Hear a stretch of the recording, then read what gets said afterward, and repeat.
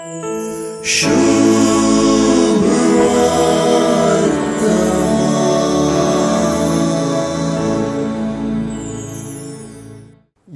नव्या देवस्तुतीच्या वर्षाच्या प्राजित काळाची आज सुरुवात जाता।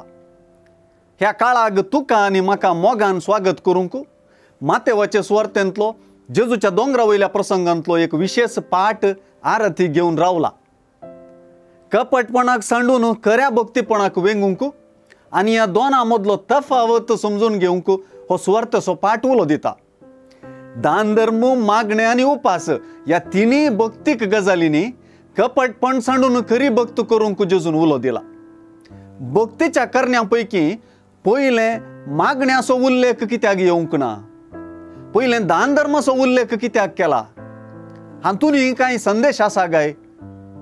सुवार्थेंत मातेवाक मागण्याच्या की दान धर्म पयले दिसलें आनी निमाणे उपास दिसलो। हें कित्याक हांवूय नेना, पूण मातेवान सुवार्ता बरयतना वापरली चिंतपारीत कित्याक गी सारकी दिसता। दान धर्म, मागणे आनी उपास ह्यो उत्तीम भक्तीक करण्यो आदारतना शाबासकी आनी प्रतिफळ कोणा तावन आशेवंक जाय?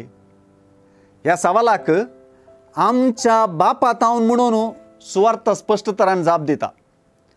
पूण ह्या आमच्या बापाक सुवार्थेंत गुपित असो आमचो बाप म्हणून आपयला।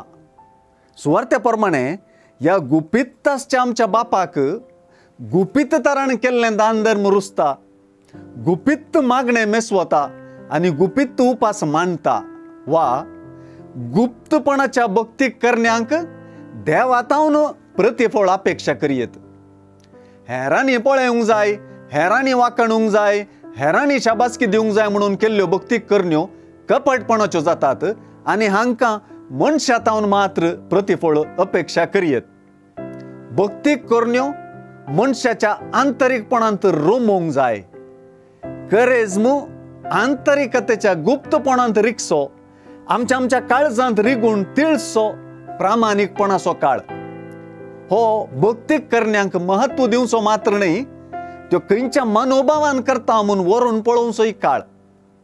जेजूच्या कश्ट मरणा जिवंतपणाचो गूट गुंडायेन नियाळूंक साध्य करच्या ह्या प्राजित काळाचे सुरवातेरच सुवार्थेन भक्तीक करण्या उद्देशी गुपीतपणाचे चावये मुखांत्र पास्काचो गूट उगडूंक दिल्लें आपोवणें गंभीरायेचें आनी व्हड पंथावणाचें।